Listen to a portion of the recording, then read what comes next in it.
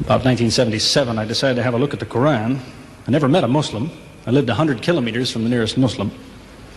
See, what interested me was what non-Muslims said about Muhammad. There are books and books written about Muhammad that tell you, one thing we know for sure about this man, he had an outside source of information. One book I've got says the Quran was written by a committee, because they've established so well that there's information in there that an Arabian shouldn't have known. He must have had someone from the outside bringing him this information. So they say, one thing we know for sure, he had an outside source of information. Now, he said this book was a revelation. So they say, you see, he was a liar. He got it from somewhere, he put it in a book, and he gave it to someone, telling him it was from God. He was a liar. Other people write books and books on the subject of Muhammad, and they say, one thing we know for sure, he thought he was a prophet. He was crazy. Because they look at his life very carefully, and they see episodes like, for example, when he hid in the cave with Abu Bakr. He was running from the whole city who wanted to kill him, and he hid in the cave, and when the Meccans came running up to the cave to kill them, what did he say to his friend? Did he tell him, see if you can find a back way out of the cave? What he told his friend was, relax. He was telling him, I see what you see, but he said, God is with us. God will save us. So people on that basis, they say, you see, he thought he was a prophet. He thought God was with him because he said things like that. He wasn't a liar. They never seem to realize that one man can't be both. So you can't be a liar and a crazy man at the same time.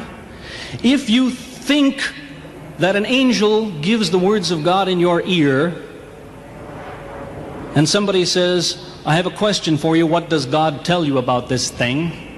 I want to hear an answer tomorrow.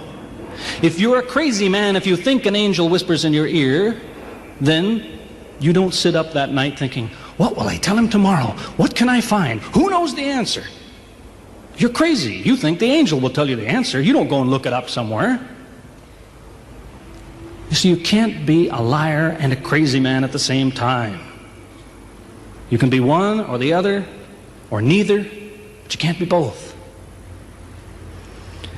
And you see, I read two non-Muslim biographies of Muhammad. One was by Rodenson, who's an atheist, who hated the man.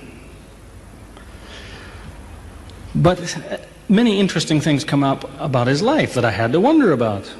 One story that's told is that when he was an older man, he had a son named Abraham. The son died when the child was 2 years old. The same day the boy died, there was an eclipse of the sun. The sky went dark. And the Muslims came running to their prophet and said, look, it's a miracle. Your child died and the sky went dark in sadness. It occurred to me, see, if he was a crazy man, he'd probably believe what they said. He'd probably think, yes, it's a miracle. My child died, the sky is dark. Yes, it's a miracle. If he was a crazy man. If he was a liar, he would have taken advantage of it. He would have said, yes, right, my child died, the sky is dark, you tell everyone, it proves I'm a prophet. It's a miracle. But what did he do? He became angry with the Muslims. He told them that was nonsense. He was angry with them. How dare you say that? He said, the sun and the moon are signs of God, and they don't worry themselves about the birth of a man or the death of a son of Muhammad. Doesn't look very crazy. Doesn't look much like a liar. Now you have a third alternative, of course, which people tell you all the time. They say, no, he was not a liar. He was not a crazy man. He was deceived by the devil. Deceived by the devil. It's an interesting idea. But whatever you say, you better be ready to back it up. There's a lot of difficulties with that idea. For example, there is a verse in the Quran which tells the reader about a good habit to develop. It tells him, before you read this book, always say, A'udhu billahi minash shaitanir rajim, which means, I take refuge in God from Satan the rejected. Is this Satan who wrote this? Who said, before you read my book, ask God to save you from me? Is that Satan who wrote that? As Jesus said, if Satan is divided against himself, then his kingdom will fall. He's fighting against his own interests. So let me finish with a story that illustrates a point.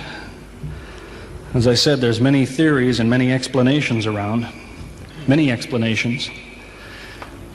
But an explanation, something somebody tells you, is just so much air coming out of his mouth unless he has proof and unless he offers you something that you can use to falsify it. You see, there's many theories of how do the planets go around the sun and how do the stars burn and all the rest of it. Many theories. Most of them are just so much wind. Scientists pay no attention to them because they don't contain something that could be checked to prove it false. You see, Einstein was considered an intelligent man because when he offered his theory in 1905 and again in 1915, he didn't just offer a theory, he said, here's 3 ways to prove I'm wrong. Now it's worth listening to. He's told me, here's 3 different things you can do. If you can do this, I'm wrong. Here you are. Is there anything like that in Christianity? Has the Christian ever said, you want to prove I'm wrong? All you have to do is this. Has he ever done that? The Qur'an is filled with that kind of thing, filled with it. Saying, you want to prove this book is wrong? Do this. Prove it. Go ahead. Do it. Filled with that kind of thing.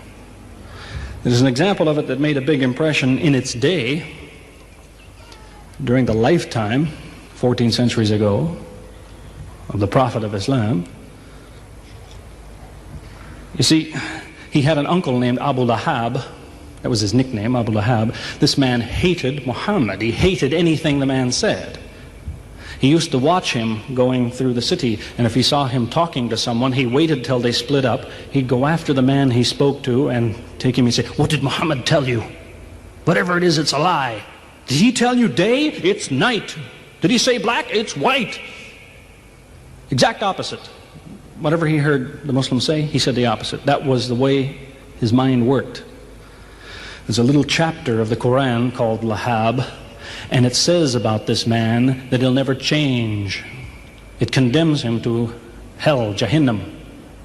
You see, if the man had ever become a Muslim, the Muslims would believe, well, now he's not condemned anymore. You see, for 10 years before Abu Lahab died, that was a part of the Quran.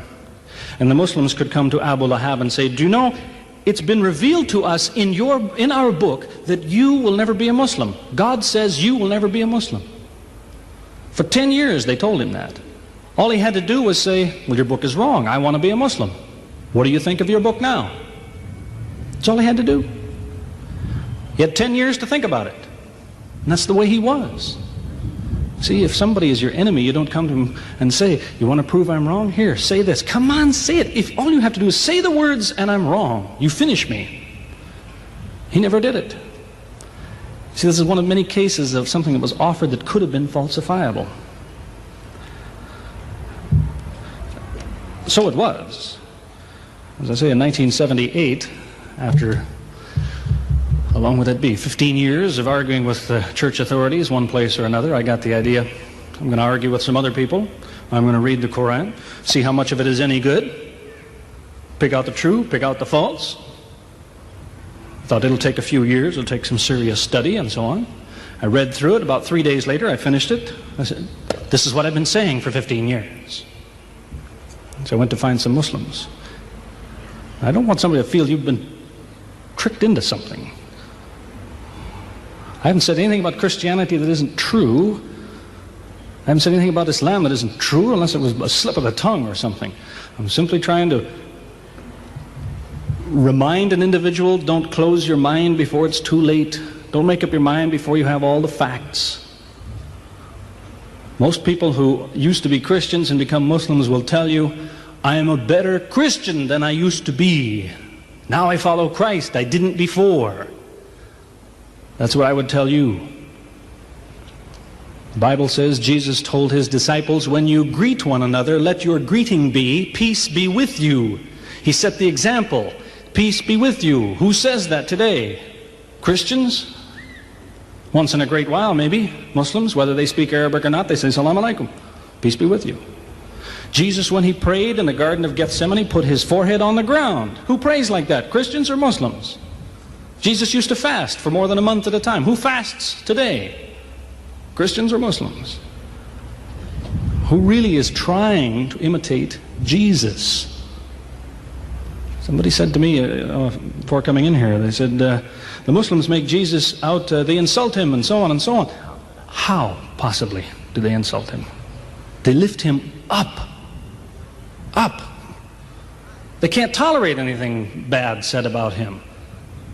They would just as quickly tell you that, you know, they say Muhammad Rasulullah means Muhammad is the messenger of God. They will just as quickly say Isa, Jesus, Isa, Rasulullah, no problem. Just as quickly tell you that, because it's true. They occupy the same place. If God himself wants to make distinctions among his prophets, that's his business, not ours. Treat them all with the same amount of respect. May God guide us always closer to the truth.